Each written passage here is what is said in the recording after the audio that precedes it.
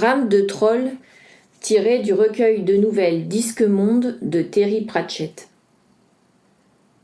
Le vent soufflait des montagnes, emplissant l'air de fins cristaux de glace. Il faisait trop froid pour qu'il neige. Par un tel temps, les loups descendaient dans les villages, les arbres au cœur des forêts explosaient en gelant. Par un tel temps, les honnêtes gens restaient chez eux, devant la cheminée, à se raconter des histoires de héros. C'était un vieux cheval. C'était un vieux cavalier. Le cheval ressemblait à une panière ratatinée. L'homme donnait l'impression que la seule raison pour laquelle il ne tombait pas, c'était qu'il ne pouvait en trouver l'énergie. Malgré le vent âpre, il ne portait qu'un minuscule kilt en cuir et un bandage crasseux à un genou. Il enleva de sa bouche un mégot baveux et l'éteignit sur sa main. « Très bien, dit-il. Allons-y. »« Tout cela est facile à dire pour toi, commenta le cheval. Mais que se passera-t-il si tu as encore l'un de tes vertiges? Et ton dos te fait encore mal. Qu'est-ce que je ressentirai si je me retrouve mangé parce que ton dos t'a fait mal au mauvais moment? Jamais cela ne se produira, répondit l'homme. Il descendit sur les pierres glacées et souffla sur ses doigts. Puis, des fontes, il sortit une épée dont le fil ressemblait à celui d'une scie mal entretenue, et il trancha l'air sans conviction. « J'ai tout le jour le pouce aussi rond, dit-il. Il grimaça et s'appuya contre un arbre. « Je parie que cette foutue épée s'alourdit chaque jour. »« Tu devrais la ranger, tu sais, lui conseilla le cheval. Arrêtons pour aujourd'hui. Ce genre de choses à cette époque de ta vie, c'est une erreur. L'homme fit rouler les yeux. Maudite soit cette foutue vente aux enchères de biens saisis. Voilà ce qui arrive quand on achète quelque chose qui a appartenu à un sorcier, dit-il en s'adressant au monde glacial qui l'entourait. J'ai examiné tes dents, j'ai examiné tes sabots, mais il m'est nullement venu à l'idée de t'écouter. Et qui penses-tu qui enchérissait contre toi? Fit le cheval.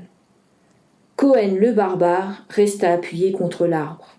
Il était sûr d'arriver à se redresser à présent. Tu as dû mettre un vrai trésor à gauche, dit le cheval. Nous pourrions aller jusqu'à Margerie. Qu'en penses-tu? Agréable, bien chaud. Un joli coin bien chaud, près d'une plage quelque part. Qu'en dirais-tu? Je n'ai pas de trésor. J'ai tout dépensé. J'ai tout bu, tout donné, tout perdu, répondit Cohen. Tu aurais dû en épargner pour tes vieux jours. Je n'ai jamais pensé connaître de vieux jours. Un jour ou l'autre, tu mourras, dit le cheval. Cela pourrait bien être aujourd'hui. Je sais. Pourquoi t'imagines-tu que je sois venu ici? Le cheval se retourna et regarda le long de la gorge. La route, ici, était pleine de nids de poules et de crevasses. Des arbrisseaux poussaient entre les pavés. La forêt se dressait de part et d'autre de la chaussée. Dans quelques années, personne ne saurait plus qu'il y avait une route en ce lieu. Et d'après les apparences, personne ne le savait plus aujourd'hui. « Tu es venu ici pour mourir ?»« Non, mais il y a quelque chose que je veux faire depuis toujours, depuis mon adolescence. »« Ouais ?» Cohen essaya de se redresser. Les tendons envoyèrent leur message brûlant le long de ses jambes. « Mon père, croassa-t-il, il se reprit. « Mon père m'a dit... » Il fit un effort pour reprendre son souffle. « Mon fils, » proposa le cheval. « Quoi ?»« Mon fils, » répéta le cheval. « Les pères appellent toujours leurs gosses mon fils quand ils sont sur le point de leur communiquer leur sagesse. C'est bien connu. »« C'est un souvenir qui m'appartient. »« Pardon. »« Il m'a dit, mon fils. »« Oui, entendu, mon fils. » Quand tu auras réussi avec un troll, tu seras capable de tout. Le cheval cligna les yeux. Puis il se retourna et regarda de nouveau le long de la route malmenée par les arbres jusqu'à la pénombre inquiétante de la gorge. Il se trouvait là un pont de pierre. Une impression horrible se glissa en lui. Ses sabots résonnèrent nerveusement sur la route à l'abandon. « Margerie, fit-il, agréable et chaude ?» Non. À quoi bon tuer un troll? Qu'auras-tu de plus quand tu auras tué un troll? Un troll mort, c'est justement ça. De toute façon, je n'ai pas besoin de le tuer, uniquement de le vaincre. Mano a Trollo.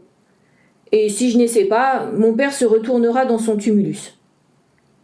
Tu m'as raconté que c'est lui qui t'a chassé de la tribu quand tu avais 11 ans. Ce qu'il a fait de mieux de toute sa vie. Il m'a appris à me débrouiller tout seul. Viens un peu ici, veux-tu? Le cheval s'avança. Cohen se saisit de la selle et se redressa totalement. Et tu vas combattre un troll aujourd'hui, fit le cheval. Cohen farfouilla dans le sac de sa selle et sortit sa blague à tabac.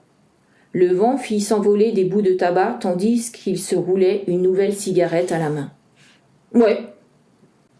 Et tu as fait tout ce chemin pour ça? Obligé. Quand as-tu vu pour la dernière fois un pont qui abritait un troll? Il y en avait des centaines quand j'étais jeune. À présent, on trouve davantage de trolls dans les villes que dans les montagnes. Gras comme des cochons pour la plupart. À quoi ont servi toutes les guerres que nous avons livrées? Maintenant, on traverse ce pont. C'était un pont solitaire au-dessus d'un petit torrent, blanc et traître, au fond d'une vallée profonde. Le genre d'endroit où une forme grise surgit par-dessus le parapet et atterrit en posant ses pieds plats juste devant le cheval. Elle brandissait une massue. « Très bien !» grogna-t-elle. « Oh !» commença le cheval. Le troll cligna les yeux. Les cieux hivernaux, froids et nuageux, réduisaient gravement la conductivité du cerveau au silicium d'un troll, et il lui fallut tout ce temps pour se rendre compte que la selle était inoccupée. Il cligna de nouveau les yeux parce qu'il sentait soudain la pointe d'un poignard posé sur sa nuque. « Bonjour !» dit une voix près de son oreille. Le troll déglutit, mais très précautionneusement. « Écoute, dit-il avec l'énergie du désespoir, c'est la tradition, d'accord? Avec un pont comme ça, faut bien s'attendre à un troll. » Mais une nouvelle pensée se glissa près de son esprit. « Comment ça se fait que je t'ai pas entendu m'arriver dessus? »« Parce que je suis doué, » lui répondit le vieillard. « C'est exact, » ajouta le cheval. « Il a surpris davantage de gens que tu n'as fichu la frousse à tes repas. » Le troll coula prudemment un regard de côté. « Foutre merde !» chuchota-t-il. « Tu t'imagines que t'es Cohen le barbare, hein? » « Et toi, qu'imagines-tu » demanda Cohen le barbare. « Écoute, dit le cheval, s'il ne s'était pas enveloppé les genoux avec des vieux sacs, tu aurais entendu les cliquetis. » Il fallut au troll un certain temps pour démêler cette remarque. « Oh là là » haleta-t-il. « Et c'est sur mon pont. Oh là là !»« Quoi ?» fit Cohen. Le troll échappa à son étreinte et agita les mains frénétiquement. « Très bien, hurla-t-il comme Cohen s'avançait. « Tu me tiens, je discute pas. Je veux seulement appeler ma famille, d'accord? Autrement, personne voudra me croire. Cohen le barbare, et c'est sur mon pont. » Son énorme poitrine de pierre enfla encore.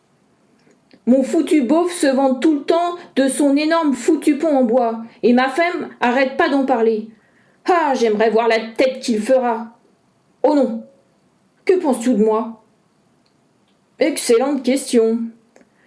Le troll laissa tomber sa massue et se saisit de l'une des mains de Cohen. Je m'appelle Mika. Tu peux pas savoir quel honneur cela représente. Il se pencha par-dessus le parapet. Beryl, monte un peu, amène les gosses. Il se retourna vers Cohen, le visage rayonnant de bonheur et de fierté. Beryl racontait tout le temps qu'on devrait déménager, trouver mieux, mais je lui répétais que le pont était dans la famille depuis des générations. Il y a toujours eu un troll sous le pont de la mort, c'est la tradition. Une énorme troll femelle portant 2 bébés grimpa lourdement la rive, suivie par une kyrielle de trolls plus petits. Ils s'alignèrent derrière leur père en considérant Cohen solennellement. « Voici Beryl, dit le troll. » Sa femme regardait Cohen d'un air maussade. « Et voici... » Il propulsa devant lui une réédition renfrognée et modèle réduit de sa personne, agrippée à une version mineure de sa massue. « Voici mon fiston Poudingue. Du solide. Il reprendra le pont quand je serai parti. Hein, Poudingue ? Regarde, fiston, voici Cohen le barbare. Qu'est-ce que t'en penses ? Sur notre pont. On n'a pas que de gros Richard de Marchand, mou comme ton oncle Pyrrhite, tu vois, dit le troll en s'adressant à son fils, mais en décochant une grimace à sa femme. On a des héros authentiques, comme au beau vieux temps. La femme du troll examinait Cohen de la tête aux pieds. Fortuné, celui-là ? Demanda-t-elle. La fortune n'a rien à voir avec ça. Vous allez tuer notre papa ? Demanda Poudingue d'un ton soupçonneux. Bien sûr, fit Mika d'un ton sévère, c'est son boulot, et alors je passerai à la postérité dans une chanson et une légende. C'est Cohen le barbare et pas un pauvre bougre du village avec une fourche. C'est un héros célèbre venu jusqu'ici nous voir, alors un peu de respect, s'il te plaît. Excuse-le, messire, dit-il à Cohen, les gosses d'aujourd'hui, tu sais comment ils sont. Le cheval se mit à ricaner. « Écoute, » commença Cohen. « Je me rappelle quand mon papa m'a parlé de toi. J'étais encore caillou, dit Mika. Il arpente le monde tel un cosse, disait-il. Il y eut un silence. Cohen se demanda ce que pouvait bien être un cosse, et il sentit le regard adamantin de Beryl fixé sur lui. C'est simplement un petit vieillard, dit-elle. Il n'a rien d'héroïque, apparemment. S'il est si doué, pourquoi il n'est pas riche ?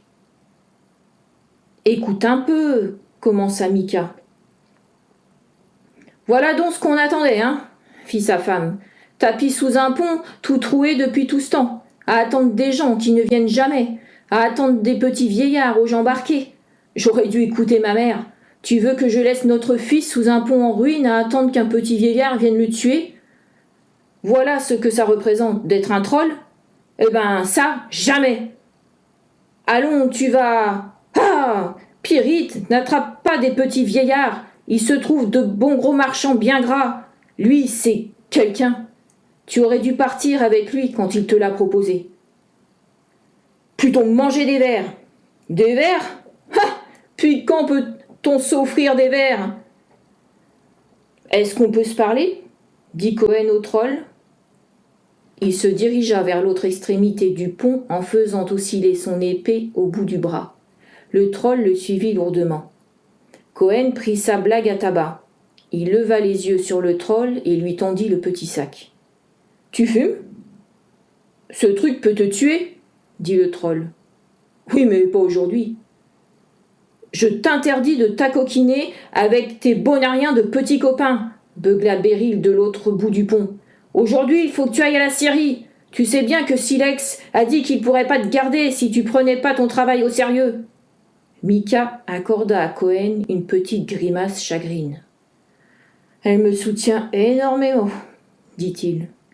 « Je ne veux pas redescendre tout le torrent pour aller te récupérer, gronda Beryl. Parle-lui donc un peu des boucs, monsieur super troll. Des boucs ? Fit Cohen. Je sais rien des boucs. Alors arrête pas de jacasser au sujet des boucs. Je ne sais strictement rien des boucs. Il grimaça. Ils regardèrent Beryl faire redescendre des jeunes trolls en bas de la rive et dans les ténèbres sous le pont. En réalité, dit Cohen quand ils furent seuls, je n'avais pas l'intention de te tuer. La figure du troll s'allongea. Vraiment ? Je voulais uniquement te jeter par-dessus le pont et m'emparer du trésor que tu possédais. Vraiment ? Cohen lui tapa sur l'épaule. En outre, ça me fait plaisir de voir des gens qui ont la mémoire longue. Voilà ce qui manque à ce pays, la mémoire longue. Le troll se mit au garde à vous. J'essaye de faire de mon mieux, messire, dit-il. Mon petit veut aller travailler en ville. Je lui ai dit qu'il y a près de 500 ans que ce pont habite un troll. Si tu veux donc bien me donner ton trésor, je pars et je te laisse. » Le visage du troll se rida soudain sous la panique. « Un trésor ? J'ai pas !»« Oh, allons donc, un pont costaud comme ça ? » ?»« Ouais, mais personne passe plus sur cette route. Tu es le premier depuis des mois, en vérité. Beryl raconte que j'aurais dû rejoindre son frère quand on a construit la nouvelle route sur ce pont. Mais sa voix se fit plus forte. Je lui répète que les trolls sont sous ce pont depuis... Ouais, fit Cohen. L'ennui, c'est que les pierres se décèlent tout le temps, ajouta le troll. Et tu peux pas croire combien se font payer les maçons. Foutus nains. On peut pas se fier à eux. Il se pencha vers Cohen. Si tu veux savoir la vérité, il faut que je travaille 3 jours par semaine à la scierie de mon beau-frère pour joindre les deux bouts. Je croyais que ton beau-frère avait un pont. L'un d'eux. Mais ma femme a autant de frères que les chiens ont de puces. Le troll considéra sombrement le torrent. Il y en a un qui est marchand de bois à Haut-Régal, un autre qui a ce pont, et puis le gros qui est marchand en Aspremont. Tu appelles ça un travail honnête pour un troll ? L'un d'eux, au moins, est dans les ponts. Dans les ponts ? Il reste toute la journée assis dans une guérite à faire payer une pièce d'argent aux gens qui veulent passer. Et la moitié du temps, il est même pas là. Il rémunère un nain pour faire le boulot. Et il se dit troll. On ne le distingue pas d'un humain à moins d'être à un pas de lui. Cohen hocha la tête d'un air compatissant. Tu sais, dit le troll, il faut que j'aille dîner avec eux toutes les semaines. Tous les 3.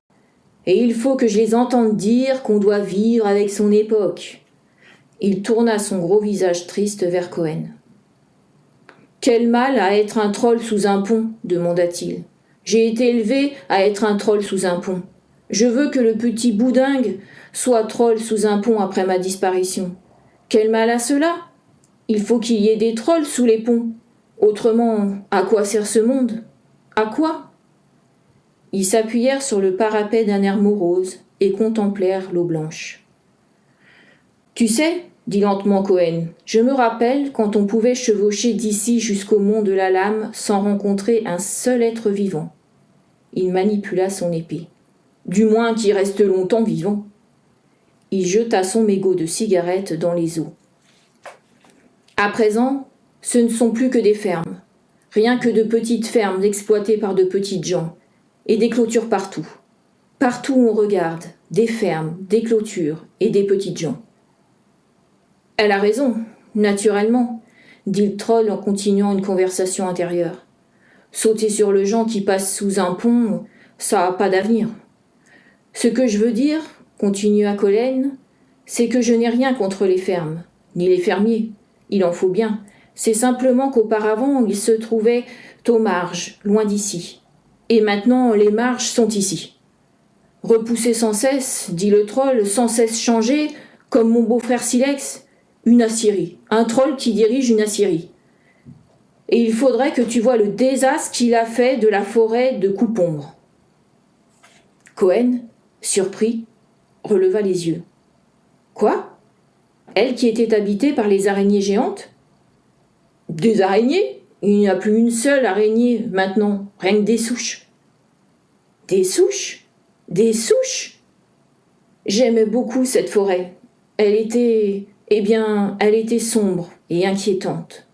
On ne trouve plus rien de sombre et inquiétant. On savait vraiment ce qu'est la terreur dans une forêt comme ça. Tu veux quelque chose de sombre et inquiétant ? Il y replante des épicéas.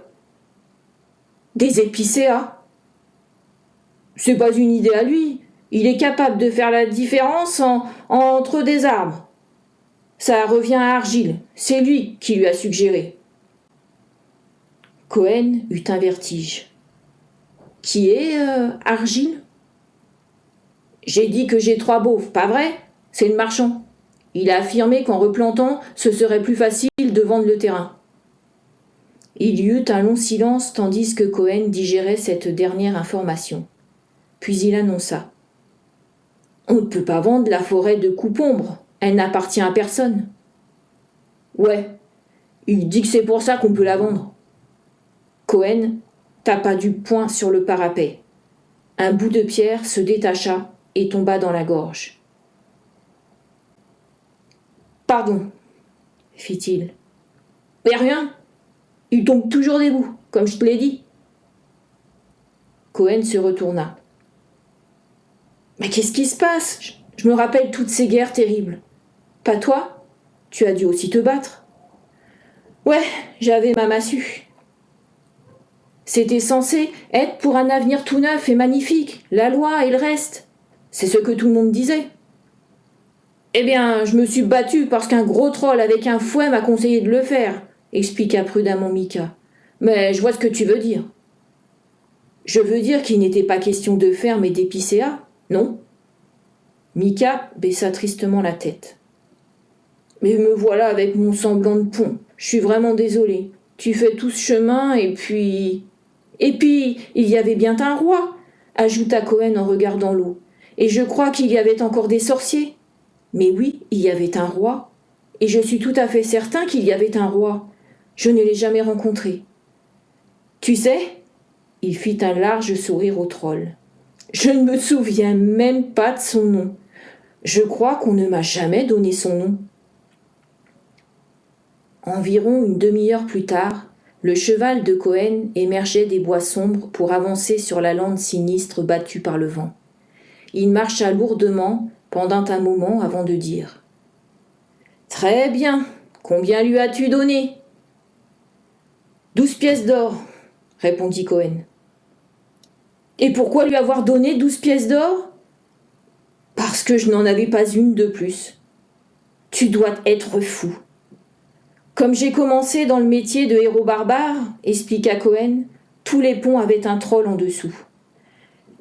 Et on ne pouvait pas traverser une forêt comme celle-ci sans qu'une douzaine de gobelins essayent de te couper la tête. Il poussa un soupir. Je me demande ce qui a bien pu leur arriver. Toi ? Répondit le cheval. Eh bien, c'est vrai, mais je me suis toujours imaginé qu'il y en aurait de nouveaux.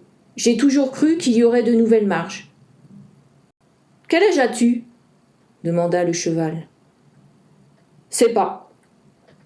Tu es en tout cas assez vieux pour comprendre.